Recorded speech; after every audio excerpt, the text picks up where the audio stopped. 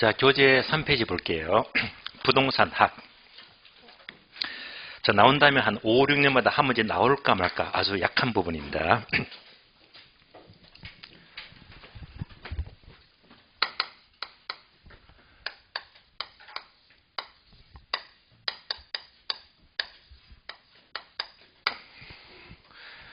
자, 학에 대해서 여러분들이 이제 강의 노트에 있죠. 강의 노트 그대로 보시면 돼요. 6가지만 공부를 하시면 됩니다. 첫 번째, 학의 의의가 무엇이냐. 두 번째, 부동산 학의 학문적인 성격입니다. 세 번째, 부동산 학의 연구 대상이 나와요.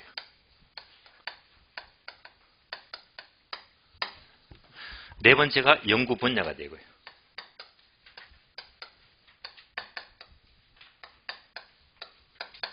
다섯 번째가 학의 지도 이념입니다.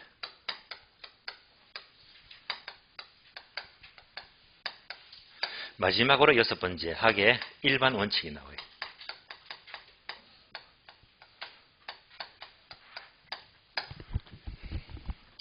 그러면 중요한 것은 여러분들이 시험에 특히 잘 나오는 것을 공부를 제대로 하셔야 됩니다.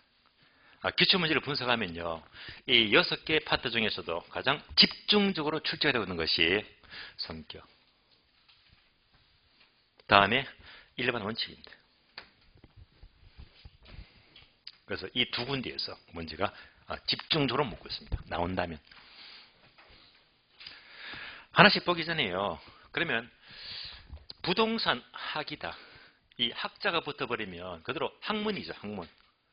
학문의 주체가 누굽니까? 사람이잖아. 그래서 부동산 학이란 바로 학문의 주체가 인간이다. 인간이 무엇을? 부동산입니다. 인간이 부동산을 연구하는 학문이고요. 그 목적이 뭐냐?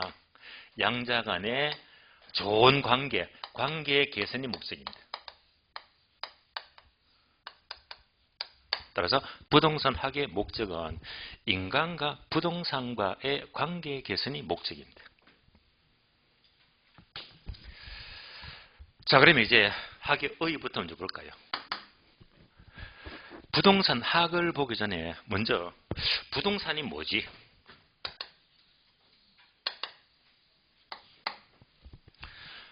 계속 반복이 되겠지만 부동산을 하면 학교론에서는요, 부동산이란 한마디로 복합 개념입니다. 복합 개념의 부동산입니다. 반드시 복합 개념, 얘가 꼭 나와야 됩니다. 복합 개념의 부동산. 그러면 이제 강의 노트 보게 되면 법경기 세 가지 나와 있죠. 자, 법경기 세 가지 측면이다.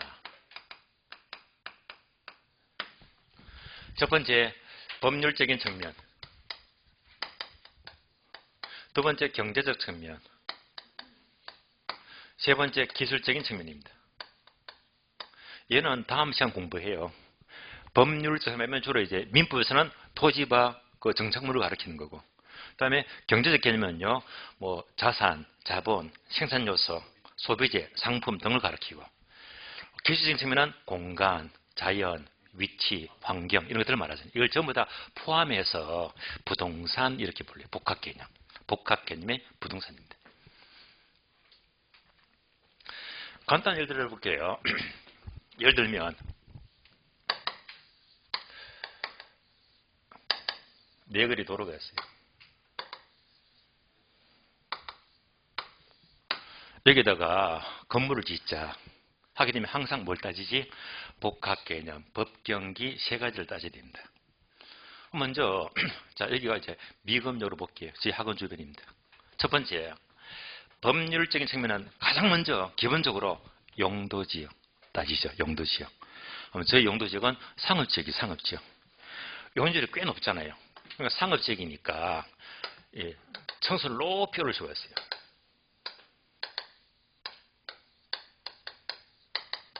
그래서 상업지역이니까 건폐율 용적률을 고려하니까 충분히 10층까지는 올릴 수 있겠더라.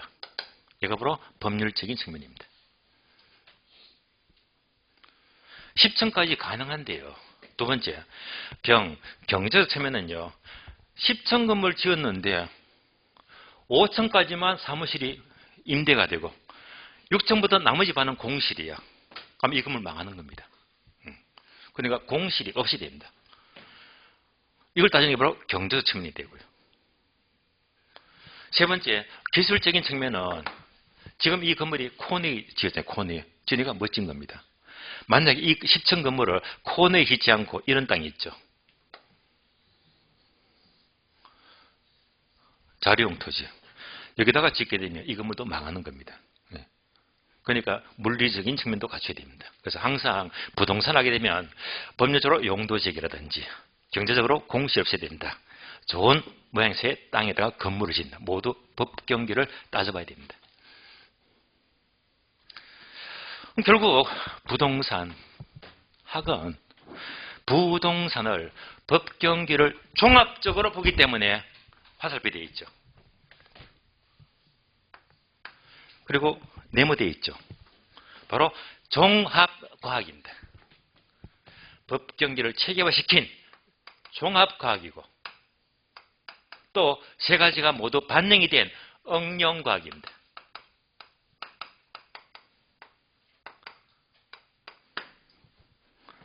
그래서 부동산학은 법경기를 체계화시킨 바로 종합 응용과학입니다. 얘는 이따가 성격에서 또 따로 공부할 거예요. 그래서 종합 응용과학의 또 화살표. 어떻게 접근합니까? 법경기를 체계화시켜서 접근해야 되겠지. 이런 접근 방법을 종합식 접근 방법 이렇게 불러요.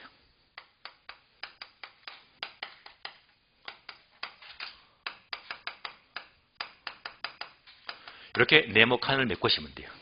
그래서 부동산 학은 종합 응용과학이고 어떻게 접근하느냐? 종합식 접근 방법입니다. 그 뿌리가 뭐죠?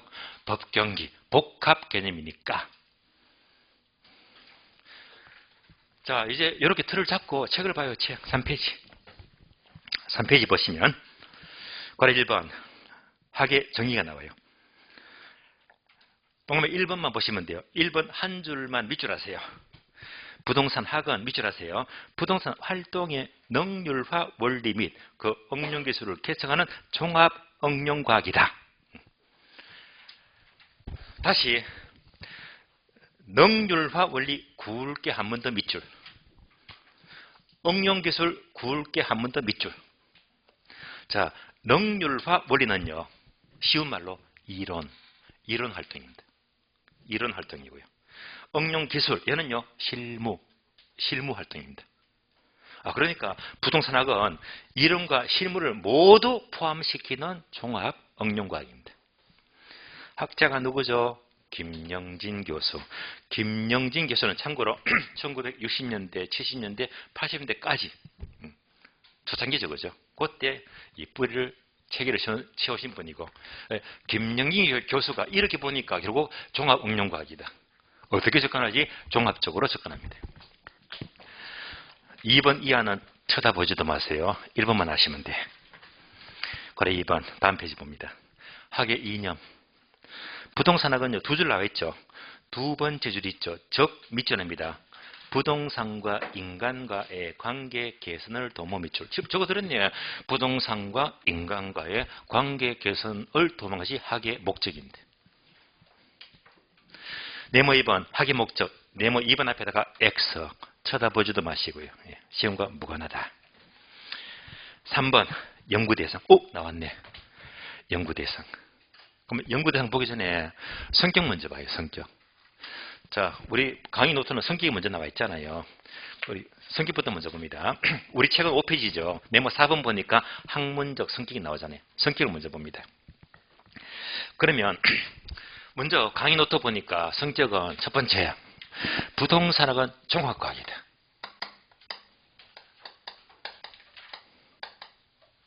이제 종합 의미 아시겠죠? 예. 법경기를 전부 다 종합한 거잖아. 그리고 두 번째 단어가 네모되어 있죠. 왜? 얘가 잘 나오거든. 그래서 네모가 뭐지? 바로 응용, 응용. 응용과학입니다. 응용과학이다. 그러면 우리 시험은요, 항상 요거 대신에 뭘 집어넣지? 순수과학이다 하면 틀린 말입니다. 자꾸 얘를 집어넣잖아. 네. 따라서 순수과학이 아니라 응용과학입니다. 자, 순수과학 어떤 게 있죠? 수학. 한평생 수학만 파헤치잖아. 화학이다. 물리학이다. 한 번만 파헤치면 순수한 과학입니다. 순수과학. 그런데 부동산학은 법경기 5만 가지를 전부 다루고 있잖아요. 그러니까 순수과학이 아니고 응용과학입니다. 그 다음에 사회과학 나 있죠.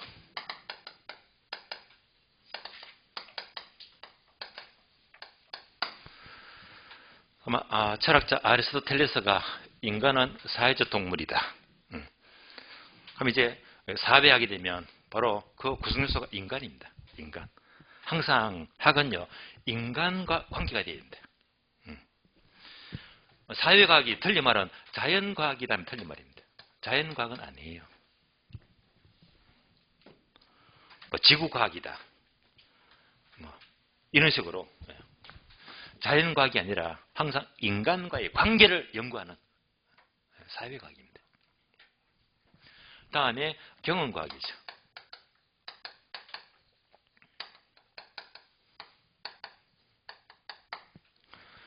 경험과학은 괄호 구체적 되어 있죠. 부동산학은요, 현재 눈에 보이는 그대로 현실의 사실을 그대로 연구하는, 구체적인 사실을 연구하는 경험과학입니다. 틀린 말은 비경험과학이다 하면 틀린 말입니다. 학은 추상적인 걸 연구한 게 아니에요. 추상적인 걸 연구한 것이 아니라 현실의 구체적인 사실을 연구하는 경험과학입니다. 다음에 마지막으로 규범과학 나 있죠. 규범과학이다.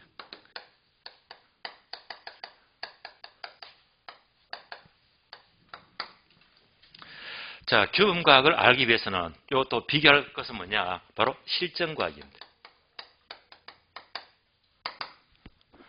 실전과학이라면 X 틀린 말이고요. 규범과학입니다. 이해만 하시면 돼요. 여기서는 이제 얘만 중요하니까 응용과학. 그러면 실전과학은 뭐냐? 실전과학은요, 객관적인 인과관계만 연구합니다. 객관적인 인과관계만 연구한다.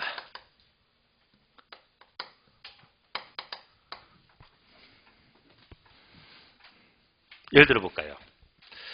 예를 들면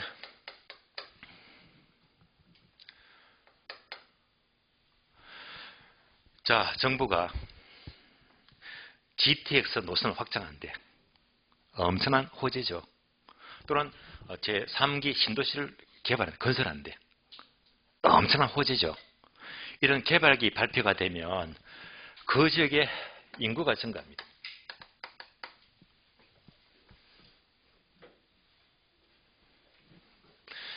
인구가 증가하게 되면 어떤 결과가 생기죠? 땅값 오르죠. 집값고. 땅값 오른다. 다른 말로 투기가 극성을 부려요. 그러니까 이제 인과관계는 원인과 결과를 말이에요. 이런 원인이 생기니까 그 결과가 땅값 오른다 말입니다. 여기까지만 연구하자. 실전과학입니다. 근데 부산학은 이걸로 끝나는 게 아니야. 투기를 방치할 수가 없잖아. 그러니까 규범과학은 여기에다가 더하기 가치 판단에 개입이 돼요. 가치 판단은 한마디로 문제 해결 방법입니다. 그럼 다시 여기까지가 이제 실전과학인데 이걸 해결하자. 여기까지 연구하는 것이 바로 규범과학이고 부산 학의 흐름이 되는 거예요. 그러면 이제 투기를 잡기 위해서 부동산 정책이 필요하지. 예. 정책적으로 투기해 세금 왕창 올릴 거야. 예. 뭐죠? 엄청난 세금 부담을 주겠다. 세금 올린다. 예. 이러면 얘를 잡을 수 있잖아요. 예. 여기까지 개입된 것이 뭐지? 기본과학입니다. 학은요, 여기까지 연구하는 거예요. 자, 그래서 학의 성격이 쭉 나왔잖아. 예. 나는데 다 필요 없어. 뭐만 얘가 잘 나오니까. 그래서 충분히 이제 여러분 한 번 더 갈 수 있는 거잖아요. 책을 봅니다. 책 5페이지 네모 4번입니다. 네모 4번 보게 되면 1번 불산학은 밑줄입니다. 응용과학 밑줄. 그러면 틀린 말은 뭐죠? 순수과학은 틀린 말이에요. 응용과학입니다. 2번 경험과학 밑줄. 경험과학은 구체적인 것을 연구하지 추상적 하면 틀린 말입니다. 다음 페이지. 3번 규범과학 밑줄. 4번 종합과학 밑줄. 바로 법경기를 종합적으로 체계한 것이죠. 5번 사회과학 밑줄. 네. 틀린 말은 뭐지? 자연과학 하면 틀린 말입니다. 자, 목차보고 알 수 있겠죠? 여기까지. 반복합니다. 순수과학입니까? 응용과학입니까? 예, 그럼 공부된 거예요. 자, 성격 보았고요. 다음에 3번과 4번이 아주 아리까리합니다. 예. 여러분 체계를 잘 잡아야 됩니다. 요거 비교를 잘해야 됩니다. 도대체 학의 연구 대상은 뭐냐? 그다음에 연구 분야가 뭐냐? 이런 구분이 우리 기본서 책에는 안 나와 있어요. 그러면 왜 굳이 여기까지 공부해야 되겠지? 자, 그러면 양자가 비스무리한데요. 양자의 차이점은 뭐냐?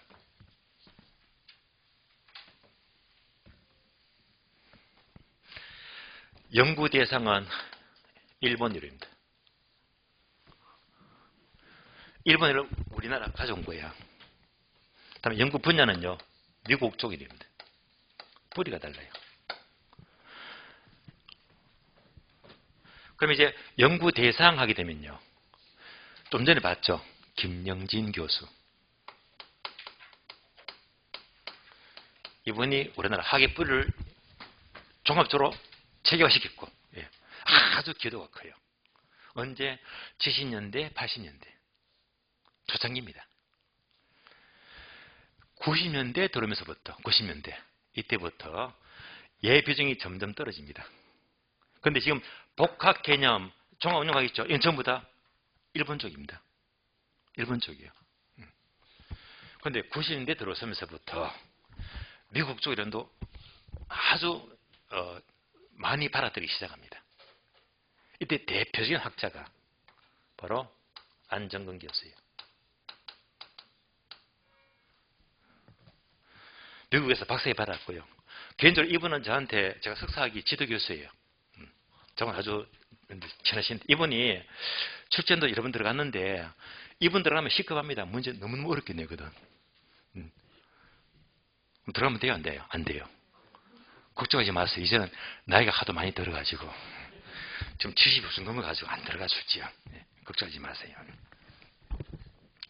어쨌건 기여도가 일본 쪽, 미국 쪽입니다. 그러면 이제 강의 노트 보게 되면 연구 대상 거기 두 가지죠. 부동산 활동과 부동산 현상입니다. 그러니까 일본에서는 부동산학은 활동과 현상 두 가지가 연구 대상이고 이 두 가지만 연구하는 거예요. 그런데 미국은요 조금 뿌리가 달라. 세 가지. 부동산 결정 분야가 있고요. 다음에 결정 지원 분야가 있고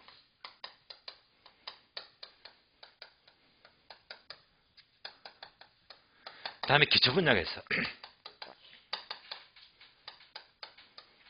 미국은요, 이 세 가지를 연구하는 거야. 그럼 이제 하늘에 벽이 될 거예요. 아, 서로 이제 뿌리만 다르지. 일본 쪽이다, 미국 쪽. 참고로 우리는 전부 다 받아들이겠습니다. 둘 다. 과거는 일본 병이 컸지만은 지금은 미국 중에 훨씬 더 커지고 있어요.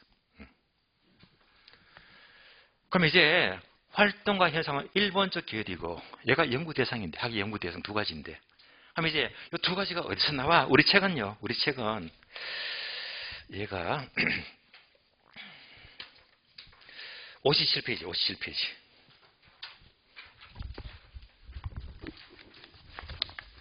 자, 57페이지 폈습니까? 4장 활동과 현상. 일본 이론. 그래서 이 두 가지가 일본 쪽 뿌리가 되는 거예요. 활동과 현상. 그래서 활동 현상은 제가 1월달 때 건너뛰었어요. 왜 건너뛰었을까요? 거의 안 나오니까. 안 나올 걸 1월달부터 공부 반복할 필요가 없는 거잖아요. 그럼 이제부터 활동이 뭔지, 현상이 뭔지 여러분이 뜻만 이해하시면 돼. 뜻만. 그럼 이제 활동과 현상은요, 쉬워요. 사람이 있어요. 부동산이 있어요. 이렇게 가면 활동입니다. 인간이, 자, 주체가 누구지? 인간이 부동산을 대상으로 전개하는 관리 시스템에서의 여러 가지 모든 활동이 바로 활동이 되는 거예요. 주체가 누구다? 인간.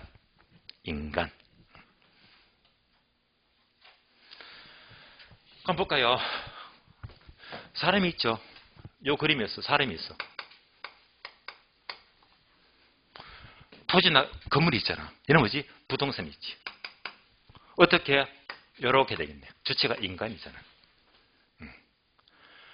그러면 사람이 뭐합니까? 여기다 짓게 되면 건물을 개발하죠. 개발활동. 개발되면 관리하죠. 관리활동. 사고 팔지 중개활동. 돈 빌리자 금융활동. 그러니까 이제 여러 가지 소유활동, 거래활동, 중개활동, 관리활동, 컨설팅활동 전부 다 여기서부터 비롯되고 있잖아요. 이것들이 모두 활동이 됩니다. 주체가 사람이니까 얘는 움직이지. 그래서 얘는 바로 동적이다. 사람이 중개하니까 중개활동, 관리하면 관리활동, 개발하면 개발활동, 평가한다 가는 평가활동. 갖다 붙이면 돼요. 근데 현상은 이렇게 되어 있지. 화살표가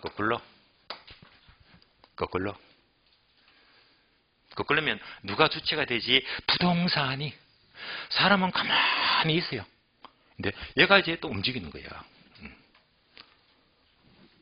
그럼 어디 합니까? 자, 사람이 있어요.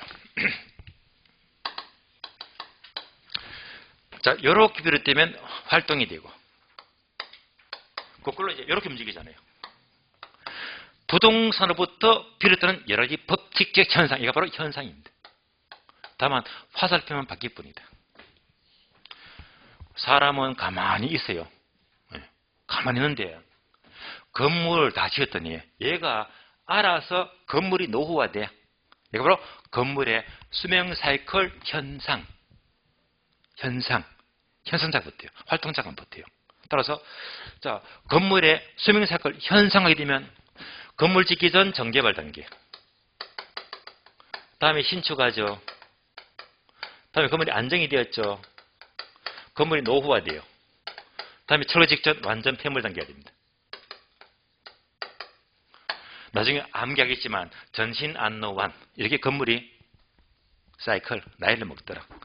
건물의 수명 사이클 현상 작업을 해요. 또 공부하다 보면 이런 것도 들어보셨을 거예요. 도시 스프롤 현상. 도시가 외곽지로 무질서하게 확산된대. 뭐가? 도시가 무질서하게 확산된대요. 도시 스프롤 현상 작업 받는 거예요. 그래서 이제 사람은 가만히 있어도 건물이 뭐 전신 안노환 수명 사이클 현상이 나타나더라. 얘는 정적입니다. 일단 현상은요, 그냥 쭉 지나갑니다. 한번 듣고 지나가는 거예요. 시험 나올 것도 아니에요. 한 번도 안 나왔어요. 근데 활동은 우리가 무수히 공부하지, 인간이 뭘 하지? 투자하면 투자활동, 관리하면 관리활동, 개발하면 개발 활동. 우리가 대부분 공부하는 것들이 바로 이 활동을 공부하고 있잖아요. 그래서 일본에서는 이 두 가지를 연구하는 것이 학예의 기본 바탕이 됩니다. 연구 대상. 그럼 이제 또 선하시겠죠. 그럼 이제 57페이지 봐요. 57페이지 보시면 네모 1번 활동의 의 있죠. 괄호 1번 의. 한 줄만 밑줄입니다. 부동산 활동이란 인간 동그라미. 인간이 부동산을 대상으로 의사를 결정하고 실행에 옮기는 관리적 측면에서 여러 가지 행위 밑줄. 방금 설명드렸고요. 네모 2번 활동의 분류. 김영진 교수 나오죠. 1번에서. 다 1번적 결이잖아요. 1번적. 2번 X 보지 마요. 쓸데없어. 시험에 안 나와. 다음 페이지 마찬가지입니다. 2장 넘어갑니다. 2장. 60페이지. 4번 10차 한국 표준산업 분류 4번 동그라미. 얘는 더러 출제가 돼요. 이런 것만 보시면 나온 것만. 안 나온 거 보지 마세요. 얘만 보시면 돼. 얘가 한 몇 년마다 돌아가면서 나오더라고요. 참고로 표준산업 분류가 작년 시험이 32회였죠. 31회 때 나왔거든요. 31회 때. 나온 걸로 기억납니다. 그러면 이제 올해도 나오려면 좀 빨라. 얘는 이제 한 1, 2년 더 있다가 또 따로 나와야 돼. 그러면 표준산업 분류를 보게 되면 표가 나와 있죠. 이 분류는요. 한국 표준산업 분류가 책자가요. 책자. 우리가 천천히 대한 분류가 책자가 이따만큼 두꺼워. 분류가 책이 한 권이야. 거기서 약간 뽑아온 거예요. 그러면 자 표가 어떻게 되어 있죠? 가로 항목이 대중분류, 소분류, 세분류, 세세분류 보이죠? 요거 좀 정정해 주세요. 첫 번째가 뭡니까? 대중분류죠. 첫 번째가 뭐지? 대중분류 되어 있지. 지워버려. 대분류. 두 번째가 뭐죠? 두 번째가 중분류. 소분류, 중분류. 자, 세 번째가요. 세분류가 아니고 소분류. 네 번째가요. 세세분류. 단어가 희한하네.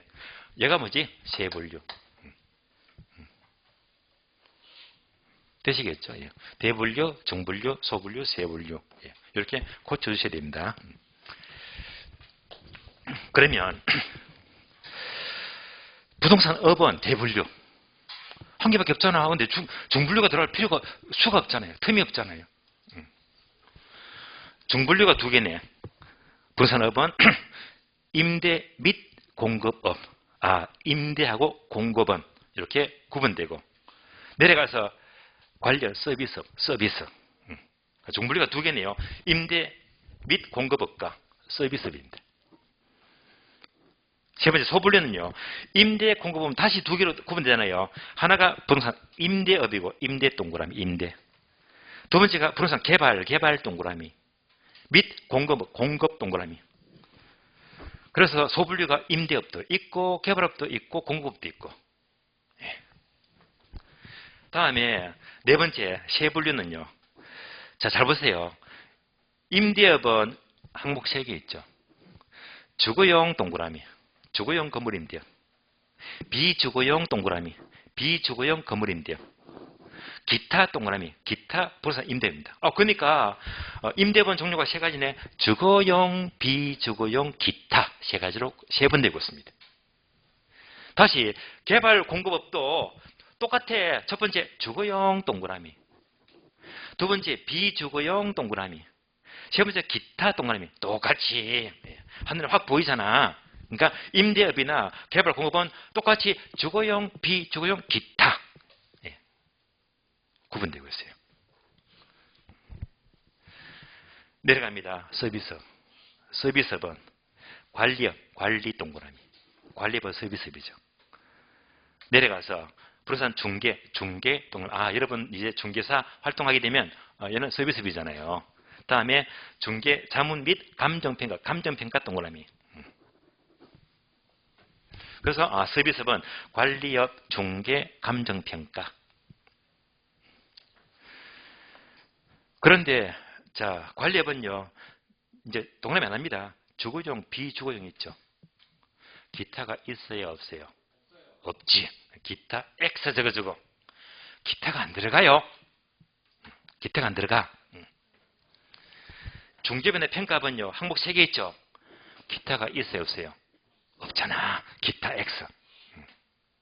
표가 구분될 거야. 그래서 서비스업은 기타가 들어가요, 안 들어가요? 안 들어가. 그래서 우리 시험에서 묻게 되면 서비스업 해놓고 기타가 들어가니까 틀린다. 혼내 확 보이잖아. 기타가 안 들어가요. 이런 측면에서 표를 자꾸 몇 번 보시면 가려질 거예요. 중량은 아닙니다. 아주 가끔씩 묻고 있어요. 자, 이 표를 봤으니까 이제 바로 5번 있죠. 5번. 설명이 벌쓰면 많잖아요. 5번 X 읽어보지 마요. 실사하게 다 안 나와. 표만 보시면 돼요. 표만. 다음 페이지 넘어갑니다. 63페이지. 네모 3번. 활동과 환경. 네모 3번 앞에다가 X. 쳐다보지도 마시고요. 얘는 옛날에 나왔지. 3회 때, 4회 때, 5회 때. 지금은 강산이 3번씩 바뀌었어요. 지금 묻는 게 아니야. 넘어갑니다. 다음 페이지. 64페이지. 네모 4번. 활동의 속성이 있죠. 얘는 이제 읽어보자. 한번 읽어보면 도움은 돼요. 럭비공 튀듯이 어디 틀지는 모르니까 여러분들이 속성만큼은 이제 괄호 몇 개 있잖아. 얘는요 그냥 한번 여러분이 집에 가셔가지고 부담 없이 한번 읽어보고 지나가시면 돼요.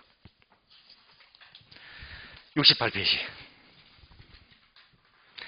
제2절 현상. 현상 제2절 앞에다가 X. X. 다만 집안 볼까요? 활동은 뭐지? 주체가 인간. 현상은 주체가 뭐? 부동산. 예. 그러니까 이 뜻만 한 번 더 이해하셨잖아요. 뜻만 체크할게요. 네모 1번. 부동산 현상 개념이 있죠. 부동산 현상이란 첫 줄 끝에부터 밑줄하세요. 부동산 활동으로부터 부동산 동그라미. 부동산으로부터 비롯되는 여러 가지 법칙성 밑줄하고 끝. 주체가 부동산으로부터 비롯되거나 하고 나머지 다 패스하세요. 절대 보지 마세요. 안 나와요.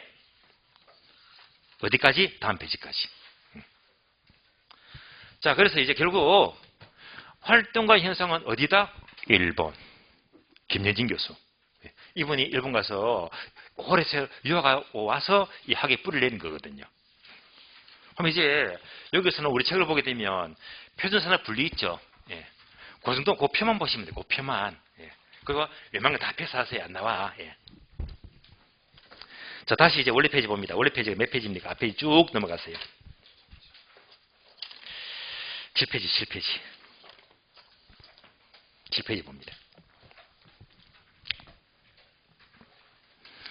자, 7페이지 보시면 네모 1번 학의 연구 분야. 오! 나왔네. 연구 분야는 미국 쪽. 안 교수다. 미국 쪽입니다. 그러니까 거기 세 가지 있죠. 이 세 가지가 표가 나와. 표만 보시면 돼. 표를 보시면 자, 표에서 첫 번째가 기초 분야, 결정 분야, 결정 지원 분야 세 가지잖아요. 기초 분야는 넘어갈게요. 기초하게 되면 이론이지, 이론 당연히. 다 이론이고 결정 분야와 결정 지원 분야는 합해서 실무. 실무가 있는데 우리 시험은 기초 분야는 물을 게 없어. 왜? 항목 6개 있죠. 부동산 특성 공부한다. 부동산 법이다. 시장이다. 세금이다. 전부 다 기초거든요. 이론 파트잖아요. 그리고 넘어가요. 그러나 다음에 결정 분야와 결정 지원 분야는 출제가 된 적이 있거든요. 자, 그래서 이제 얘는 넘어가요. 얘는 쭉 넘어가고 강의 노트 보시면 얘는 넘어가고 넘어갑니다. 지금부터 이 두 가지가 실무 활동인데 실무 파트. 그러면 결정 분야가 뭐냐? 결정 지원 분야가 뭐냐? 자, 결정 분야죠. 얘는요 앞에다가 의사결정한다. 의사결정이 준말입니다. 그러면 의사결정은 누가 하죠? 내가 하죠. 주체가 내가 돼야 됩니다. 그러면 결정 지원 분야는 뭡니까? 의사결정을 하기 위해서 전문가의 도움을 지원받아야 됩니다. 전문가의 도움에 지원이 필요한 파트를 말이에요. 그럼 다시 자, 결정 분야가 네모 3개 돼 있죠. 네모 1개, 2개, 3개 돼 있죠. 여기다가 투검계 적어주시면 돼요. 투검계 3가지. 투검계. 투검계. 그럼 뭐 감 잡히죠? 투자활동.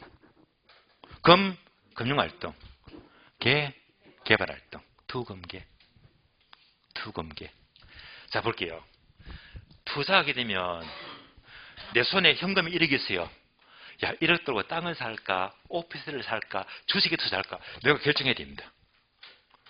금융, 아파트를 사세요. 그 아파트 분양받게 되면 은행에 5천만 원 융자 받을까, 1억을 융자 받을까, 내가 결정해야 됩니다. 개발활동, 내가 한 필지 땅을 갖고 있다면 이 땅에다가 상가를 지을까, 빌라를 지을까, 개발을 내가 스스로 결정해야 됩니다. 그래서 투검계 3가지가 의사결정, 내가 해야 됩니다. 그러면 네모 3개 투공개 정리했잖아. 얘가 출시되었거든. 그래서 네모한 거야. 출시가 됐기 때문에. 그럼 다시 문제 어떻게 물을까? 이렇게 물을 수 있겠네요. 다음 중에서 의사결정 분야로만 쫙 찌워진 것은 풀 수 있겠죠. 투공개만 찾으면 되니까. 그러면 좀 더 수준 높게 본다면 한 개마다 추가하자. 추궁력은 아닌데 추가합니다. 여기다가 정책만 넣어주면 돼. 정책은요, 국가가 정책을 결정하는 겁니다. 결정 분야 아시겠죠? 다음에 결정 지원 분야는 내가 결정하기 위해서 전문가의 도움을 지원받아야 됩니다. 전문가가 필요해요. 그러면 어떻게 볼까? 나머지. 투검계 빼고 나머지는 대부분 결정 지원 분야가 돼요. 그럼 이제 책을 봅니다. 책을 봐요. 책을 보시면 표가 나오잖아요. 자, 결정 분야게 되면 이제 투검계 단어가 3개 보이죠? 투검계. 뭐 결정 지원 분야 뭐라고 했지? 전문가의 도움을 지원받아야 돼. 뭐지? 나머지. 첫 번째, 부동산 평가활동. 자, 감정평가는요, 내가 전문가가 아니잖아. 평가하려면요, 감정평가사로부터 전문적인 서비스를 지원받아야 됩니다. 상담은 다른 말로 컨설팅이죠. 컨설팅. 자, 상담, 컨설팅도 그 전문가로부터 도움을 지원받아야 됩니다. 세 번째, 마케팅. 마케팅도 그냥 못해요. 보통 우리가 분양 마케팅. 아파트 짓고 상가 짓게 되면 상가 특히 분양 마케팅 많이 하잖아요. 이것도 전문가들이 필요합니다. 도움을 받아야 됩니다. 참고로 마케팅 하니까 분양 마케팅. 제가 아는 지인이 있는데 되게 친하진 않아요. 성이 특이합니다. 엄씨더라고요. 이 친구는 지금 나이가 30대 후반쯤 될 거예요. 중반은 넘었거든요. 그래서 1년에 한두 번 만난 사이입니다. 저는 뭐 필요하면 하고요. 근데 이 친구가 20대 초반에 그때가 17회 때 우리 집을 합격했어요. 17회 때 합격했는데 합격하자마자 바로 실무 띱니다. 처음 실무 떼기면 초짜가 뭘 합니까? 원룸, 투룸, 빌라 이런 거 하겠지. 그래서 원룸, 투룸, 빌라 전문으로 뛰는데 그때만 해도요, 원룸, 투룸, 빌라 잘 됐어요. 잘 됐습니다. 한번 계속 쓰니까 그냥 50, 100만 원 쉽게 막 들어와 그냥. 20대 중반 돼 가지고 돈을 쉽게 벌었어요 그냥. 이래가 이제 한 6, 7년 하니까 돈이 제대로 모이는 거예요. 기가 막힙니다 그냥. 근데 그거를 주거용을 계속 해서만 지금 돈 못 벌었지. 29 돼가지고. 이런 돈 벌기가 싫대 그냥. 지금까지 돈도 잘 벌었는데 뭔가 한 단계 업하자. 업했는 게 뭐냐? 바로 분양. 상가 분양입니다. 그거 다 뛰어드는 거예요. 그게 절묘했습니다. 그래서 주거용 다루다가 29부도 상가 분양 들어갑니다. 이거는 업했는 거예요. 분양 수수료가 보통 7% 안팎이잖아요. 예. 상가 5억짜리 팔면 3,500만 원이라 한번 팔아버리면. 10억짜리가 더 뭐야 됩니까? 7%면? 7%면 얼마 되죠? 7천이죠. 예, 7%니까. 적지도 않네. 예. 상가 몇 억짜리 팔아버리면 7% 받아 그냥. 예. 빌라하고 비교가 안 되는 거야. 그러다가 2, 3년 전쯤, 3년 전으로 기억납니다. 대단지 아파트를 짓는데 그거 대박 쳤거든요. 그거를 지금 40명 풀어가지고 하루 만에 50개를 팔아버렸어. 하루 만에 3, 40을 벌어버렸습니다. 요즘은요, 포르쉐 몰고 지방에 넣습니다. 예. 그냥 주로 제주도에서 늘 공이나 치고, 예. 일은 직원들이 다 하고, 예. 분양해서 살아놓고, 예. 빠지게 살더라고요. 이런 말은 뭘 하면 됩니까? 자, 처음부터 분양 안 뛰어들었잖아요. 처음부터 원룸 투룸 해가지고, 예. 그걸로 안주하지 않고 한 단계 업했다. 업한 게 마케팅 분양이었거든요. 그래서부터 자기가 이제 인생을 확 만들어 나가는 거야. 예. 예. 그래서 지금 멋지게 살고 있어요. 멋지게 삽니다. 자기가 일은 안 해. 직원들이 다 해, 그냥. 예. 자기는 큰 것만 와서, 예. 와서 큰 것만 딱 잡아놓고, 이런 직원들이 다 하고. 멋지잖아요. 예. 저보다 10배, 20배 뛰어난 친구예요. 역시 결정 지원 분야가 되고요. 4번, 관리활동. 여러분, 아파트 가니까, 관리 여러분이 안 하잖아요. 어디서? 관리사무소에서. 주택관리사 시험 치고, 소장이 관리하고 있잖아요. 소장. 예. 이런 친구도 있어요. 예. 얘는 이제, 저한테 배운 친구인데, 예. 얘는 지금 35쯤 됐을 거예요. 중반입니다. 예. 이 친구도 중개업을 한 12, 13년째 하고 있는데, 예. 유튜브 보면 명을 많이 올려놨어요. 한번 말씀을 드린 적이 있는데, 그 친구도 마찬가지로 원룸 투룸 하다 보니까 원룸 건물 있잖아요. 원룸 건물. 예. 또 빌라가 있다. 요거 중개하면요. 중개하면서 뭘 하지? 관리까지 합니다. 관리까지. 그래서 건물주한테 요 건물 제가 관리해 드릴게요. 한 달에 몇십만 원 받고. 그게 건물이 이렇게 돼버리면 자꾸 불어나잖아. 예. 또 지가 전부 다 해? 아니지. 직원 쓰겠지. 요즘 젊은 친구들이 일을 잘해요. 예. 예. 절대 한 군데 안주하지 않고, 예. 마케팅으로 올라가고 분양으로. 예. 중요하면서 관리까지 맡아버리니까 이 관리하게 되면요, 여기 있는 공실은 전부 다 자기가 맡아서 또 임대하겠지. 잘하는 거예요. 예. 제가 보고 배웁니다. 배워. 이 친구도 마찬가지로 35인데 포르쉐를 몰고 있습니다. 잘 나갑니다. 유튜브 끝내주기 잘해요. 모두가 결정 지원 분야다. 자, 되시겠죠? 자, 이상 세 가지는 미국 쪽 이론인데, 우리는 뭐지? 결정 분야는 투공개다 하면 끝나버렸지. 넘어갑니다. 다음에, 자, 네모 2번 있죠? 7페이지입니다. 학예 접근 방법. 접근 방법. 1번 X, 다음 페이지. 2번도 X, 3번 동그라미, 3번. 제법 볼까요? 나왔지? 다시 제법 봅니다. 복합개념 법근기를 다루니까 종합응용각이고 무슨 접근 방법? 종합식 접근 방법. 끝. 얘가 우리나라 경우고 김영진 교수가 되고요. 따라서 두 번째 절 미션입니다. 우리나라 경우는 이 종합식 접근 방법을 통해 단기간에 학을 통일적으로 정착할 수가 있었다. 밑줄. 4번 X 패스합니다. 다음에 오른쪽 페이지 3번 3절이죠. 일반 원칙 보기 전에 나왔네. 일반 원칙. 뭐가 빠졌다? 얘가 빠졌네. 지도인형. 그래서 강의 노트 보게 되면 지도인형 빠졌잖아요. 책에는 안 나와요. 안 나오는데 여기까지도 알아야 됩니다. 출시되었기 때문에. 그래서 지도인형만 특이 다 돼 있죠.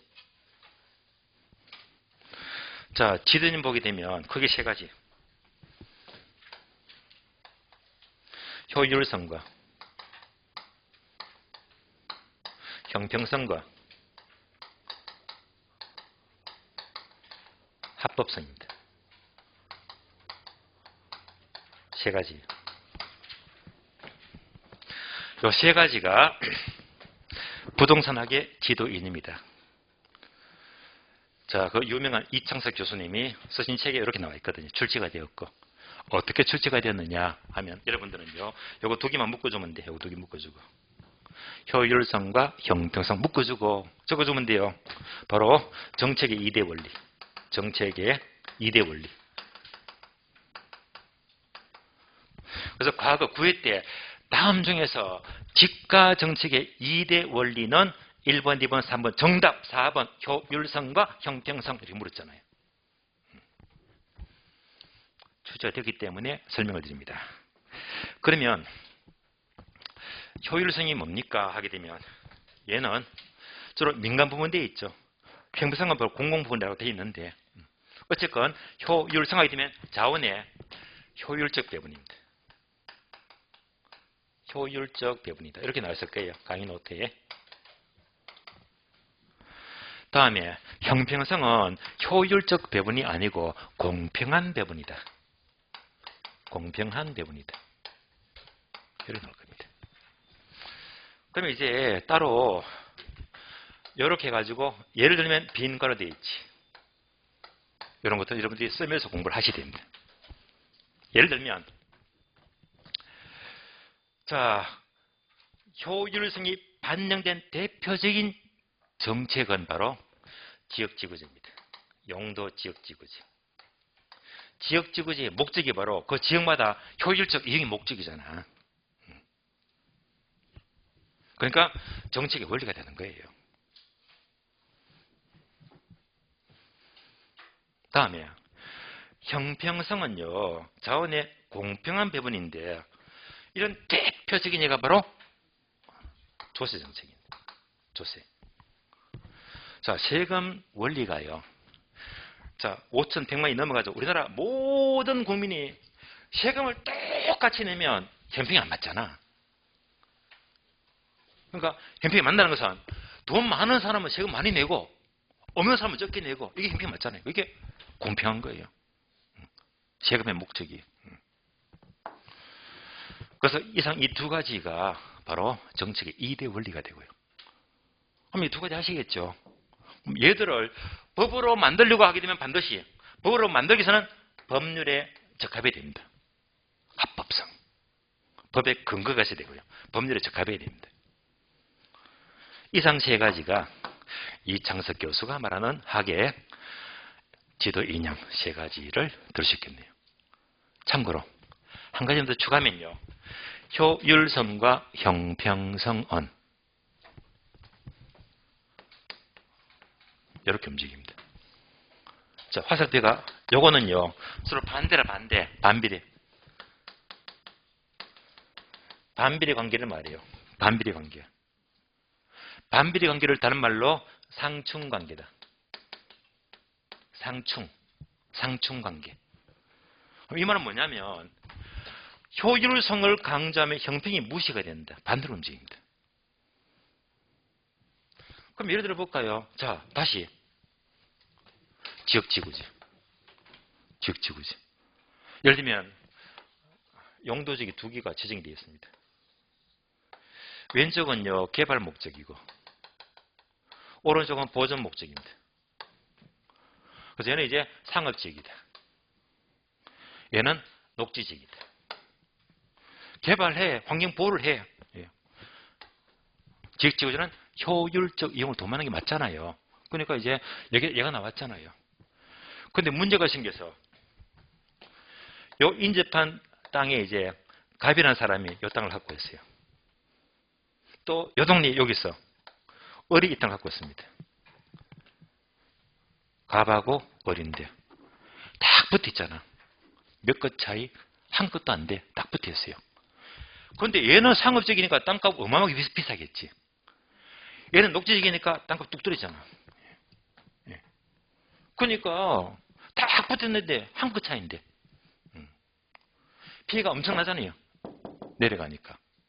그러니까 자 용도 지역 지구제는 효율성을 도모하다 보니까 이 양자 간에 형평이 너무 안 맞대 말입니다. 그래서 양자는 어떻게 움직인다? 반비례 관계, 상충 관계를 한 번 더 확인하시고요.